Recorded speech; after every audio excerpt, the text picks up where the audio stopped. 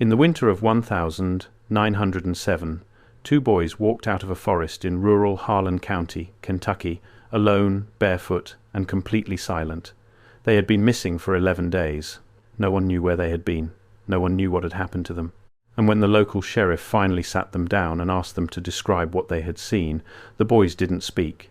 They picked up a pencil, and they drew. What ended up on that paper made the sheriff leave the room. He never publicly spoke about what the twins drew. Not once. Not in any interview. Not in the county record. Not in the letters he wrote to his brother in Lexington. The only reason we know about those drawings at all is because of a single paragraph buried inside a 1,923 deposition related to a completely unrelated land dispute, where a witness casually mentioned, as though everyone already knew, that the Vearn boys had drawn something that the sheriff had locked in the bottom drawer of his desk and refused to discuss until the day he died. This is the story of the Vearn twins, and once you hear it, you'll understand why it was buried for over a century. Before we dive in, press subscribe and let us know where in the world you are watching from. Harland County in 1907 was not the kind of place where strange things were supposed to happen. It was coal country, hard country, the kind of place where men woke before sunrise and came home after dark and didn't have much patience for mystery. The mountains pressed in close around the small towns, and the forests between them were dense enough in winter that you could walk 50 feet off a trail and lose sight of everything. People who lived there knew those woods. They hunted in them, logged them, walked them in all seasons. They were not afraid of the dark between the trees. But they were afraid of certain places within those woods. Every community that old has them, spots that don't get named in polite conversation, hollows where the birds go quiet in the middle of the day, ridgelines where livestock refuse to graze no matter how short the grass gets on the safe side of the fence. These places accumulate stories the way old houses accumulate drafts. You can't always find the source, but you feel it. The Vearn family had been in Harland County for 3 generations. Isaiah Vearn ran a small farm on the eastern edge of town, close enough to the tree line that on certain mornings the fog off the mountains would settle across his fields before it burned off. He and his wife, Clara, had 4 children. The twins, Walter and Edmund, were 9 years old in November of 1907. By every account, they were ordinary boys. Quiet, maybe. A neighbour named Mrs. Pruitt later recalled that neither of them talked much, that they communicated more with looks and gestures the way twins sometimes do, a private language that doesn't require sound. She said she always thought they were a little serious for their age. She said she thought that before she knew what had happened to them. On the morning of the 14th of November 1907, Walter and Edmund Vearn left their home after breakfast. Isaiah said he saw them walking toward the tree line at the back of the property, which was not unusual. The boys often went into the woods to set snares for rabbits, a chore their father had taught them the previous autumn. He didn't watch where they went. He went back to his work. Clara called them for lunch, and they didn't come. She called for supper, and they didn't come. By dark, Isaiah had walked the edge of the woods for 2 hours, calling their names into a forest that gave him nothing back but silence. He went to town that night and reported them missing to Sheriff Amos Caudill. The search lasted 11 days. Caudill organized it personally, pulling in men from 3 different precincts, volunteers from the local churches, and a pair of experienced trackers who had spent decades reading sign in these mountains.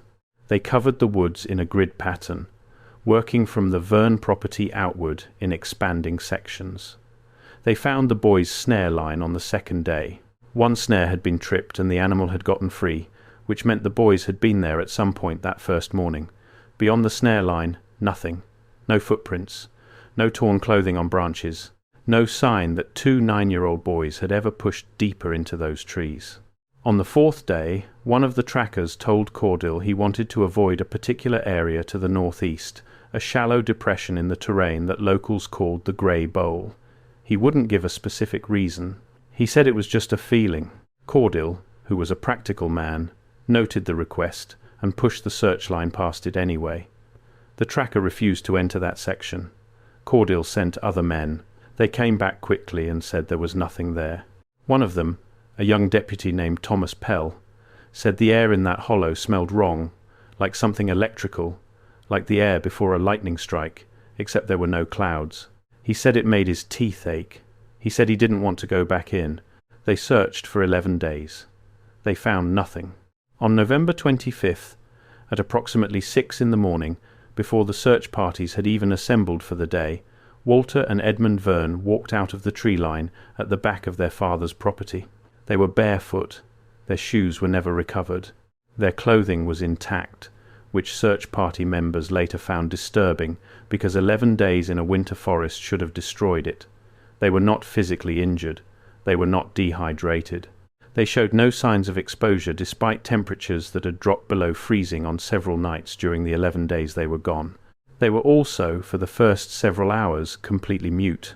Clara Vearn later told a neighbour that when she ran to her boys that morning, when she grabbed them and held them, she felt something she couldn't name. She said they were warm, warmer than they should have been given the cold, which she took at first as relief.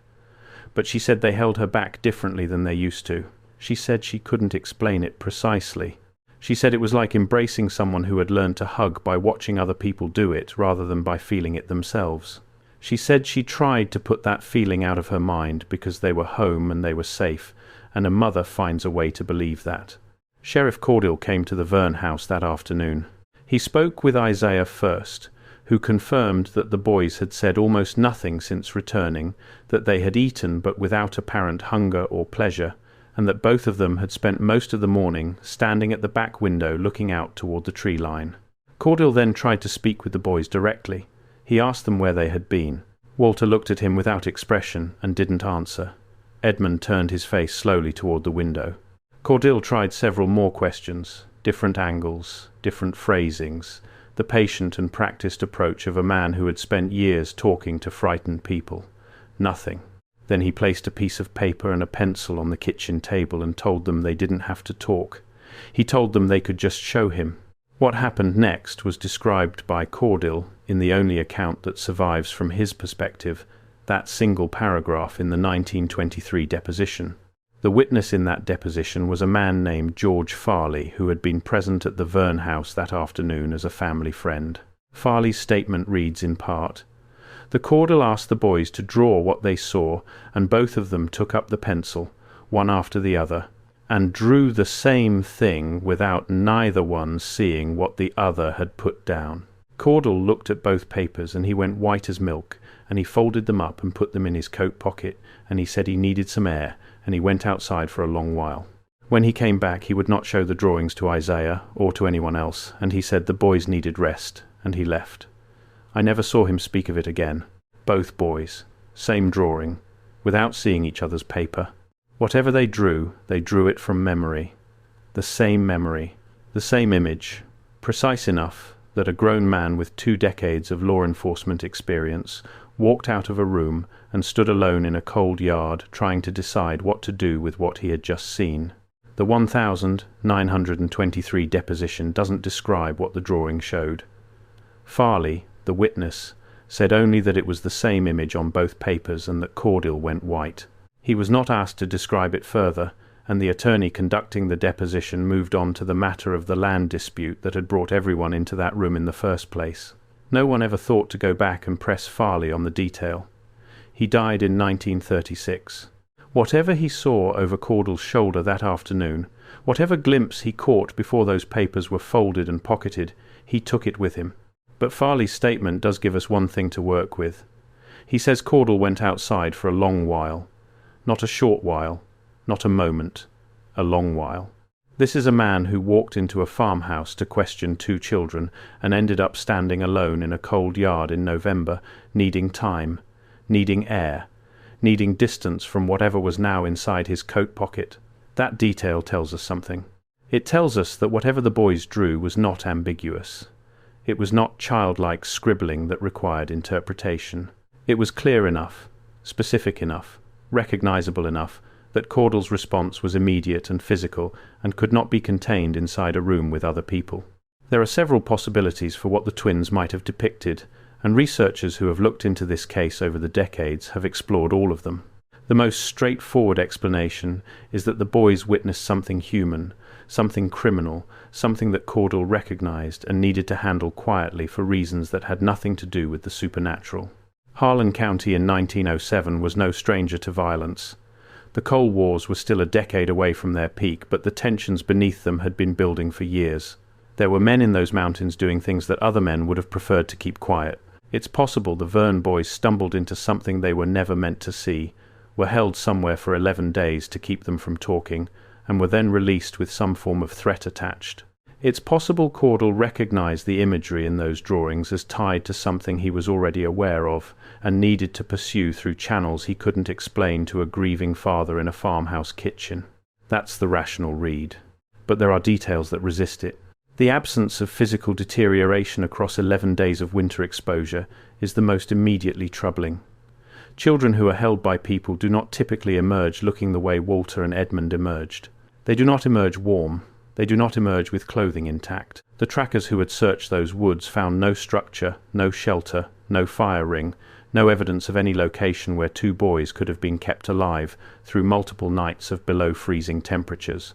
The tracker who refused to enter the Grey Bowl was interviewed by a local newspaper in 1931, near the end of his life, and he said something that the reporter apparently considered too strange to print in full.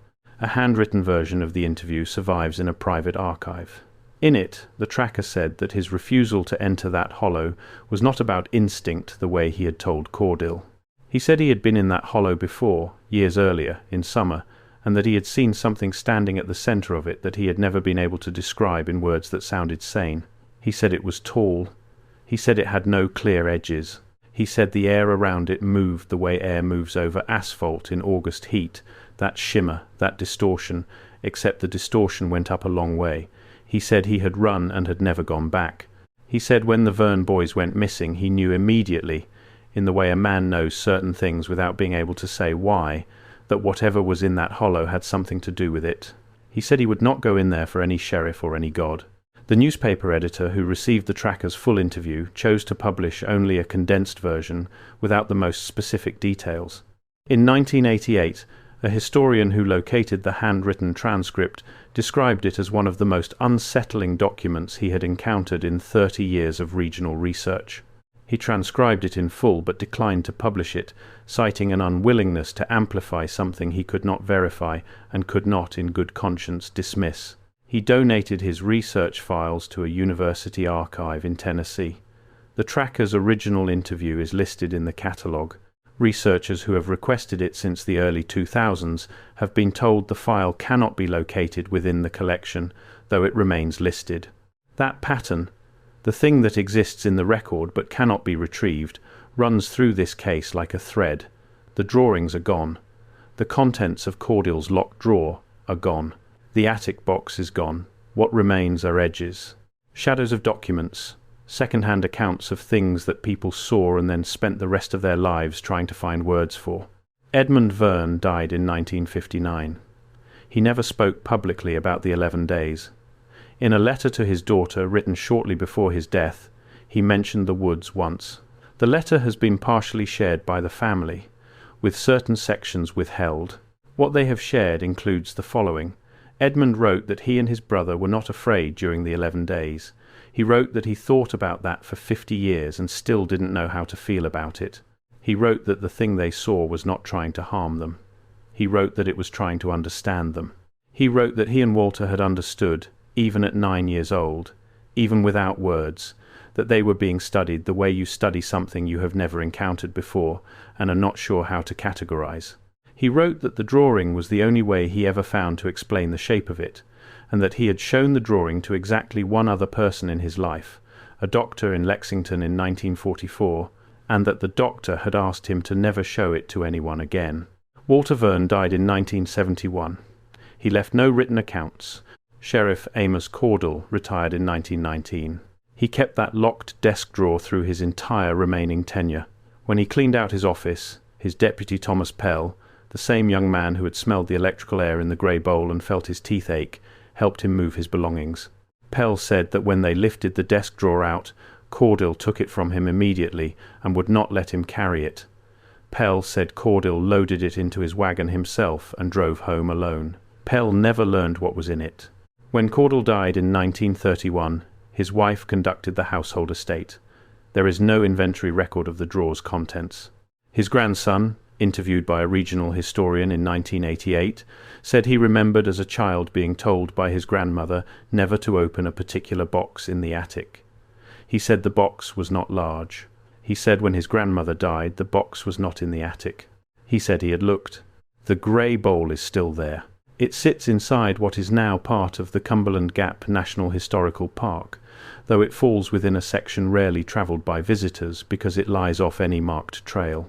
Park rangers who know the area have noted in internal reports that animals avoid it, not because of any identified environmental hazard, but for reasons that remain, in the dry language of those reports, undetermined. One report from 1,994 notes that a ranger conducting a survey of the area experienced a period of disorientation lasting approximately 20 minutes before finding her way back to the trail. She reported that during the disorientation she felt certain she was being observed, though she identified no person or animal in the surrounding forest. She reported that the air smelled like an electrical storm. She reported that her fillings ached. The Park Service report from 1,994 was never made public. It came to light only because a researcher submitted a Freedom of Information request in 2009. The ranger who wrote it had since transferred to a different district. When contacted, she confirmed the report's contents and added one detail she had not included in the official version. The 20 minutes of disorientation had felt, from the inside, like no time at all. She said that was the part she couldn't explain. She said when she finally found the trail again, she sat down on a log and counted the things she could see that were normal: trees, rocks, a strip of winter sky through the branches, and it had taken her longer than it should have to feel certain that the world around her was the one she had always lived in. She said she thought about the Vearn twins sometimes. There are things in this world that don't want to be understood. There are places where the boundary between what we know and what we have never been meant to know grows thin enough that something can slip through it, quietly, patiently, without any apparent anger. The Vearn twins were 9 years old when they walked into those trees, and whatever found them in that hollow was not, as Edmund wrote half a century later, trying to hurt them.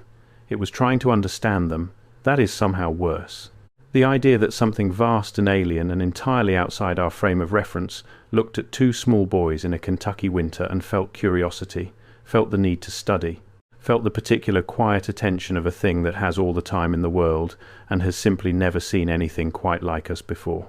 What those boys drew, each on a separate piece of paper, the same image without seeing each other's work, described something real, something they had both seen in the same moment, from the same angle, concrete enough to put on paper, recognizable enough that a seasoned sheriff, a man who had seen violence and death and the worst that people do to each other, went pale and folded those papers away and never spoke of them again. We don't know what the drawing showed. We may never know. But somewhere between the attic of the Cordill home and the bottom of a drawer that was never inventoried, the shape of it exists. And it was real enough to mark every person who glimpsed it for the rest of their lives. The doctor in Lexington who asked Edmund never to show anyone again. The tracker who wouldn't enter the hollow and spent his remaining years trying to describe something without edges. The ranger who felt eyes on her in an empty forest and whose teeth ached in the rain-free air. The Vearn twins were found in 1907. They were home, they were safe, they were warm, and they were never entirely the same again.